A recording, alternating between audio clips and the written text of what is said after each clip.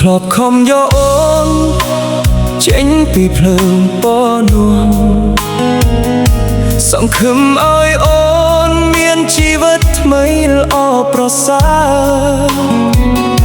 មិនខ្វល់អតីតមិនស្ដាប់ពាក្យអ្នកណាព្រោះបងជឿថាស្នេហ៍ពិតអាចផ្លាស់ដូរបេះដូងថ្ងៃបងមានការងារមានប្រាក់ចាយគ្រប់គ្រាន់អូននៅក្បែរបងញញឹមរាល់ថ្ងៃ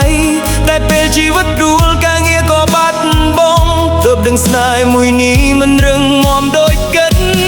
អូនសំវាយព្រោះបងគ្មានអ្វីសល់ទុកឲ្យបងឈឺចាប់នៅម្នាក់ឯងបងខំស្រឡាញ់អូនដោយមិនប្រកាន់ណាទេចុងក្រោយអូនបែរចាត់ចេញពេលបងអស់លុយស្នេហ៍ដែលបងជឿថាពិតមិនប្រែប្រួលបែរជាវាស់តម្លៃត្រឹមលុយក្នុងហោប៉ៅថ្ងៃនេះបងយល់ហើយមិនមែននោះគ្រប់គ្នាស្រឡាញ់គ្នាដោយសារបេះដូងគេបងមិនស្ដាយទេដែលធ្លាប់ស្រឡាញ់អូនស្ដាយតែចិត្តដែលជឿខំមនុស្ស